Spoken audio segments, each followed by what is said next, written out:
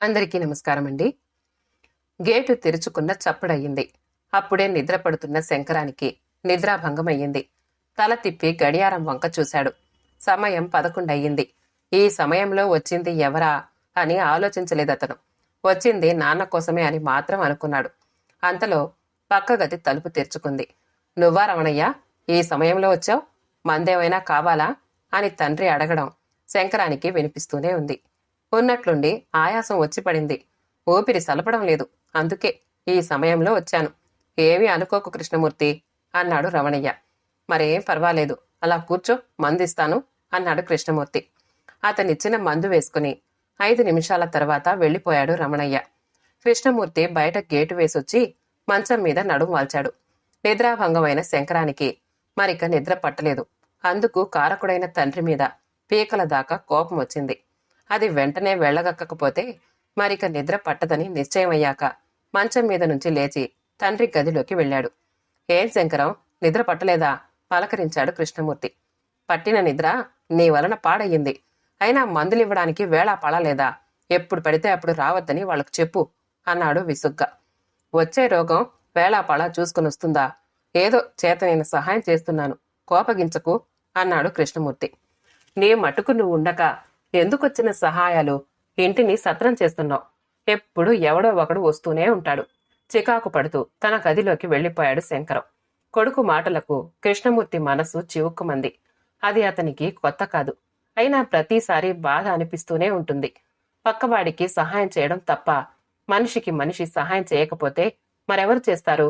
ఎవరి మట్టుకు వాళ్ళుంటే ప్రపంచం ఎలా నడుస్తుంది అనుకున్నాడు మనసులో. మనిషి 10 మందితోనూ కలవాలి. తనకు తానుగా ఉంటే కుచించుకుపోతాడు. 10 మందికి సహాయం చేస్తే పరిమళిస్తాడు అన్నది అతని భావన. అతను అలాగే ఉంటాడు. అందరూ అలా ఉండాలి అనుకుంటాడు. శంకరానికి నిద్ర పట్టలేదు. తండ్రితో అంత కటువుగా మాట్లాడకుండా ఉండవలసిందే అనుకున్నాడు. శంకరానికి 10 ఏళ్ల వయసు వచ్చేసరికి అతని తల్లి కాలం చేసింది. ఎంతమంది ఎన్ని విధాలుగా చెప్పినా కృష్ణమూర్తి మరలా రెండో పెళ్లి చేసుకోలేదు. శంకరాన్ని ఎంతో ప్రేమగా పెంచి పెద్ద చేశాడు. ఆ అభిమానం శంకరానికి లేకపోలేదు. వద్దు అనుకుంటూనే తండ్రి మీద కోపగించుకుంటూ ఉంటాడు. తల తిప్పి చూసిన శంకరానికి భార్య ఇందిర, 5 ఏళ్ల కొడుకు అనిల్ నిద్రపోతూ కనిపించారు. గంటకు గాని శంకరానికి కంటి మీద కునుకు రాలేదు. తెలతెలవారుతూ ఉండగా బయట గేటు తీసిన చప్పుడయింది. శంకరానికి వెంటనే మెలకు వచ్చింది. ఇంకా పూర్తిగా తెల్లవారలేదు, అప్పుడే తగలడ్డారు అని మనసులో తిట్టుకున్నాడు. కృష్ణమూర్తికి యోగాలో మంచి ప్రవేశం ఉంది. రిటైర్ అయ్యాక నలుగురిని పిలిచి ఆసనాలు వేయించడం, ధ్యానం చేయించడం వంటివి నేర్పించడం మొదలుపెట్టాడు. ఎప్పుడు 10 మందికి తక్కువ కాకుండా జనం అతని దగ్గరకు వస్తూనే ఉంటారు. అది శంకరానికి నచ్చదు. ఎవరి ఇంటి దగ్గర వాళ్ళు యోగా చేసుకోవచ్చు కదా, మా ఇంటి మీదకొచ్చి పడతారెందుకు అనుకుంటాడు.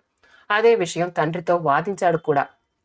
ఎవరింటి దగ్గర వాళ్ళుంటే బద్దకిస్తారు. అందరూ ఒకచోట కలిస్తే శ్రద్ధ పెరుగుతుంది. మనిషి 10 మందితో కలిస్తే చాలా ప్రయోజనాలు ఉంటాయి. నువ్వు కూడా వచ్చి వాళ్లతో పాటు యోగా చేయి. ఆరోగ్యానికి ఆరోగ్యం, మానవ సంబంధాలు మెరుగుపడతాయి అని చెప్పేవాడు కృష్ణమూర్తి. ఆ మాటలు శంకరానికి రుచించేవి కావు. సమయం 5 గంటలయ్యింది. శంకరం మరలా నిద్రపోవడానికి ప్రయత్నించాడు గాని నిద్ర పట్టలేదు. అతనికి త్వరగా నిద్ర పట్టదు. పట్టిన చిన్న చప్పుడికే మెలకు వచ్చేస్తుంది. అది తెలుసుకున్న కృష్ణమూర్తి ఒకసారి, శంకరం, నువ్వు ఇష్టపడే ఒంటరితనం నీలో అభద్రతాభావం పెంచింది. నీ సంతోషం హరిస్తున్నది. అది నువ్వు గ్రహించడం లేదు. నీ మట్టుకు నువ్వుంటే నీ సంతోషం నీది, నీ దుఃఖం నీది. బయటికొచ్చి 10 మందితో పంచుకుంటే నీ సంతోషం మరింత పెరుగుతుంది, దుఃఖం తగ్గుతుంది అని సలహా ఇచ్చాడు. తండ్రి మాటలు చాదస్తంగా కొట్టిపారేశాడు శంకరం. 7 గంటలకు యోగా క్లాస్ పూర్తయింది. వచ్చిన వారు వెళ్లిపోయారు. కృష్ణమూర్తి డాబా మీద నుంచి కిందకు దిగాడు. అప్పటికి శంకరం కాఫీ తాగి పేపర్ చదువుకుంటున్నాడు. కొంచెం సేపు ధ్యానం చేయకూడదు, ఏకాగ్రత పెరుగుతుంది అన్నాడు కృష్ణమూర్తి. శంకరం పేపర్లో నుంచి తలెత్తకుండానే, అవన్నీ పని పాట లేనివారికి, నాకెందుకు అన్నాడు. కృష్ణమూర్తి మౌనంగా లోనికి నడిచి అప్పుడే నిద్రలేచిన మనవణ్ణి పలకరించి వాడితో సూర్య నమస్కారాలు ప్రాక్టీస్ చేయించసాగాడు.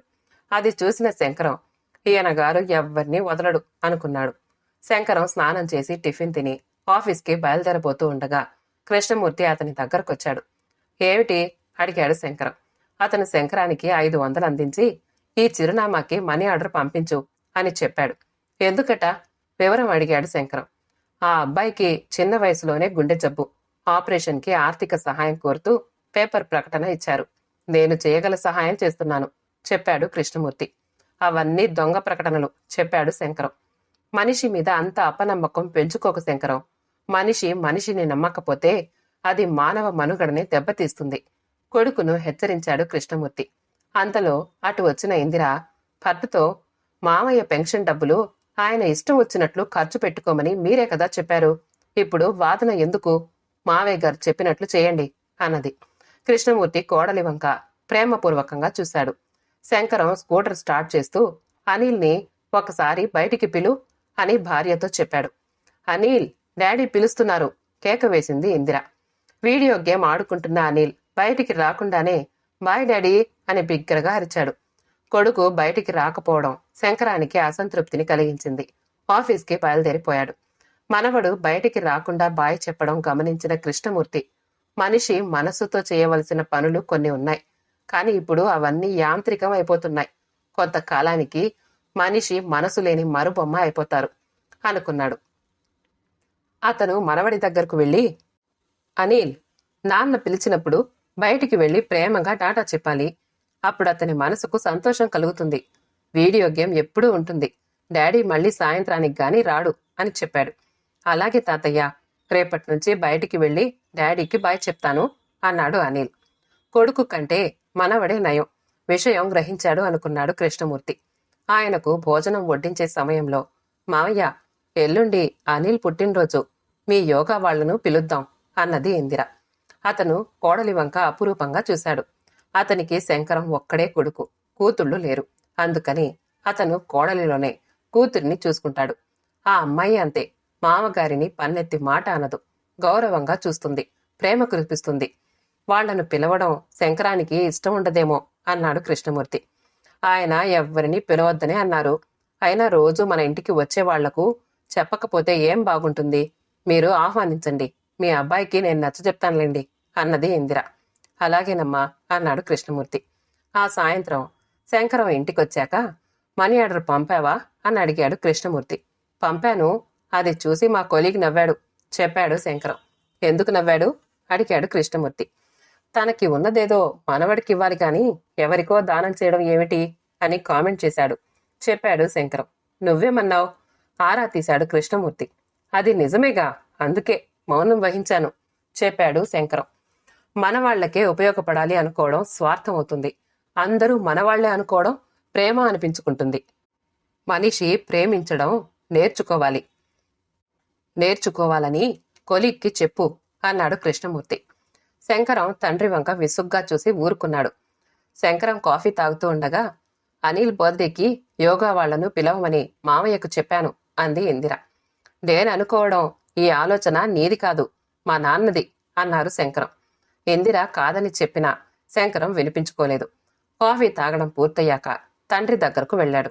ఆ సమయంలో కృష్ణమూర్తి మొక్కలకు నీళ్లు పోస్తున్నాడు. బాబు బర్త్డేకి యోగా వాళ్లను పిలుస్తానన్నావట, వాళ్ళు రావడం నాకిష్టం లేదు చెప్పాడు శంకరం. అయితే మీ ఆఫీస్ స్టాఫ్ని పిలువు. పుట్టినరోజు నాడు 10 మంది వచ్చి బాబు మీద అక్షింతలు వేసి దీవిస్తే మంచిది చెప్పాడు కృష్ణమూర్తి. మా వాళ్ళు బిజీ, రాలేరు చెప్పాడు శంకరం. ఇంట్లో టీవీ చూస్తూ కూర్చోవడం, పక్కింటి వాళ్లతో కూడా సెల్ ఫోన్లో మాట్లాడడం, ఇదేగా మీ దృష్టిలో బిజీగా ఉండడం ప్రశ్నించాడు కృష్ణమూర్తి. అదేం కాదు. పిల్లల్ని కష్టపడి చదివించడం, టాలెంట్ పరీక్షలు రాయించడం వంటి పనుల్లో వాళ్లు బిజీ చెప్పాడు శంకరం. పిల్లల మనసుల్ని చదువుల పేరుతో మీరు ఎదగనివ్వడం లేదు. మొగ్గలుగా ఉండగానే తుంచేస్తున్నారు. మానవ సంబంధాలు దెబ్బతినడానికి ఇది ఒక కారణం అన్నాడు కృష్ణమూర్తి. అంతలో అక్కడికొచ్చిన ఇందిర భర్తతో, రోజు మన ఇంటికి వస్తున్నా ఏనాడు మనం యోగా వాళ్లకు కాఫీ కూడా ఇవ్వలేదు. ఒకసారి పిలిచి పలకరిస్తే మర్యాదగా ఉంటుంది అని సలహా ఇచ్చింది. శంకరం భార్య వంక గుర్రుగా చూశాడు. ఆ రాత్రి కృష్ణమూర్తికి చాలాసేపు నిద్ర పట్టలేదు. అతను తరిగిపోతున్న మానవ సంబంధాల గురించి ఆలోచించాడు. యంత్రాల మధ్యపడి మనిషి కూడా ఒక యంత్రంగా మారిపోతున్నాడు. మనిషికి మనసే తరగని ఆస్తి అన్న సత్యం మరచి పతనాన్ని కొని తెచ్చుకుంటున్నాడు అని ఆలోచించాడు. అనిల్ పుట్టినరోజు వచ్చింది. ఆ రోజు సాయంత్రం కృష్ణమూర్తి పిలుపు అందుకున్న యోగా బృందం వాళ్ళింటికొచ్చింది. బాబుకి నీతి కథల పుస్తకాలు, ఆట బొమ్మలు తెచ్చిచ్చారు. తాము తెచ్చిన స్వీట్స్ బాబు చేత తినిపించారు. అక్షింతలు వేసి దీవించారు. పాటలు పాడి అనిల్ని ఆనందపరిచారు. వాడి చేత ఆడించారు, పాడించారు. శంకరంతో కూడా కలుపుగోలుగా మాట్లాడారు. ఎందుకో తెలియదు గాని శంకరానికి ఆ సాయంత్రం ఆనందంగా గడిచింది అనిపించింది. వాళ్లు వచ్చి ఉండకపోతే ఆ వేడుకకు అంత నిండుదనం వచ్చి ఉండేది కాదు అనుకున్నాడు. వాళ్ళందరూ వెళ్ళాక కృష్ణమూర్తి కొడుకుతో, మా వాళ్లు రావడం నీకేమైనా ఇబ్బందిగా అనిపించిందా అని అడిగాడు. అటువంటిదేమీ లేదు, సంతోషంగానే అనిపించింది మనస్ఫూర్తిగా చెప్పాడు శంకరం. శంకరం, ఒక సత్యం చెప్తాను. నాది చాదస్తంగా భావించకుండా మనసు పెట్టి ఆలోచించు. మొక్కను తెచ్చి గదిలో పెడితే వాడిపోతుంది, బయట పెడితే చిగురిస్తుంది.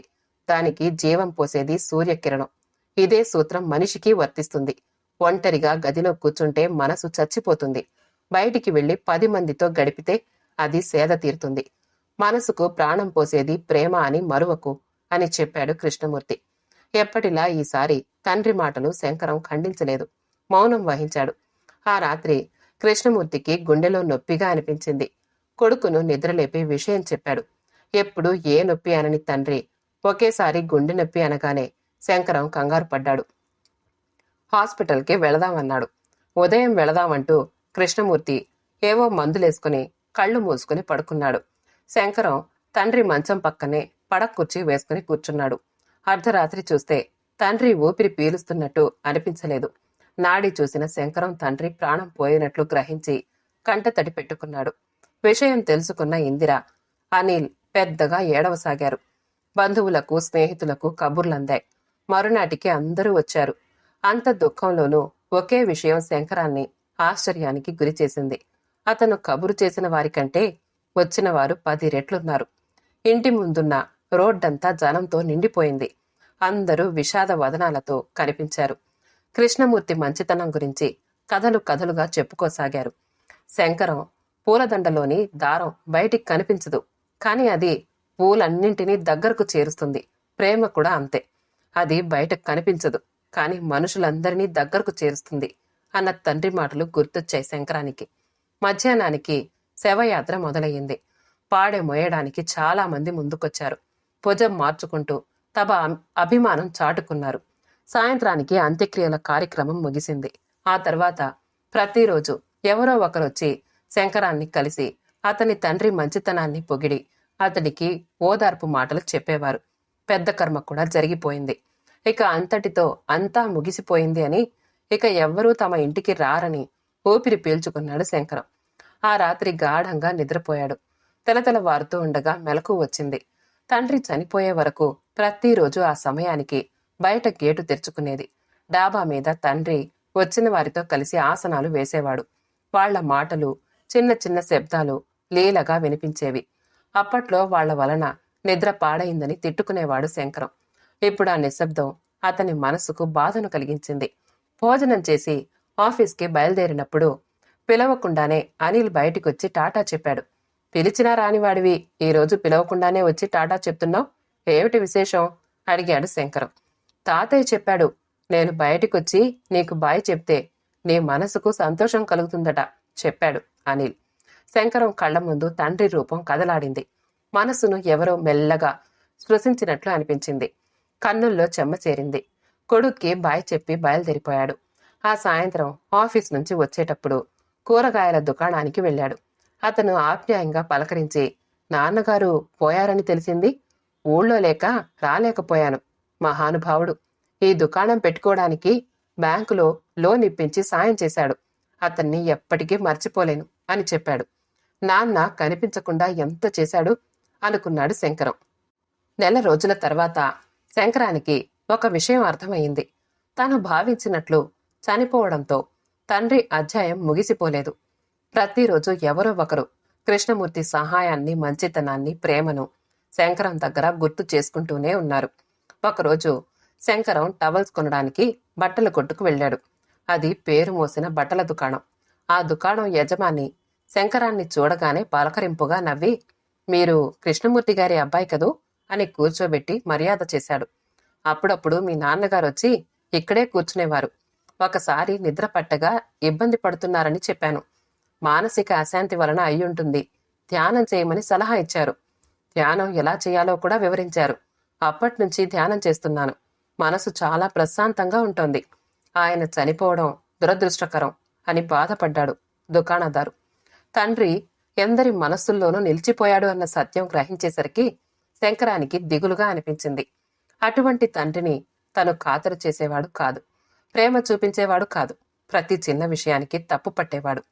శంకరం మనసులో తీవ్రంగా బాధపడ్డాడు.